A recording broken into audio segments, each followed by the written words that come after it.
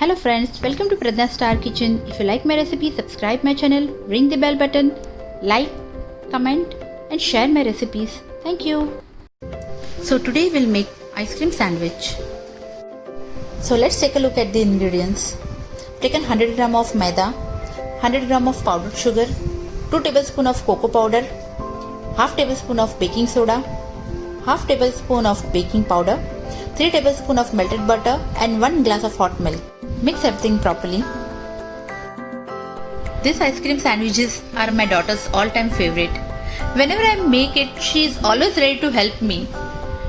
You'll see her glimpse in this video ahead. Whisk it for a minute.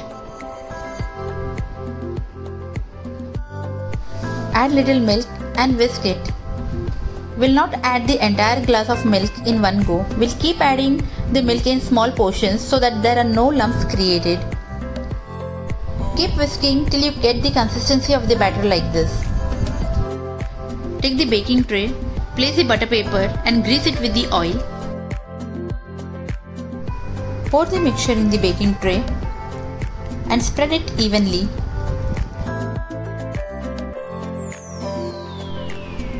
I've preheated the oven at 180 degrees for 5 minutes and will bake this for next 15 minutes. Wow! The aroma of the freshly baked cake is so tempting. We'll check the base with the help of the toothpick. So the base is ready now. We'll cut it equally in 2 pieces. I have used vanilla ice cream. You can use any other ice cream flavor of your choice.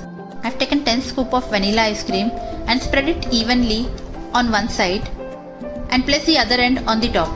The top with cling film and butter paper on it. I have refrigerated this for 5 hours and now we'll remove the cling film.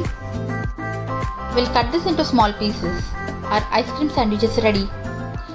In this quantity you can make 12 such pieces. It looks so tempting. Enjoy!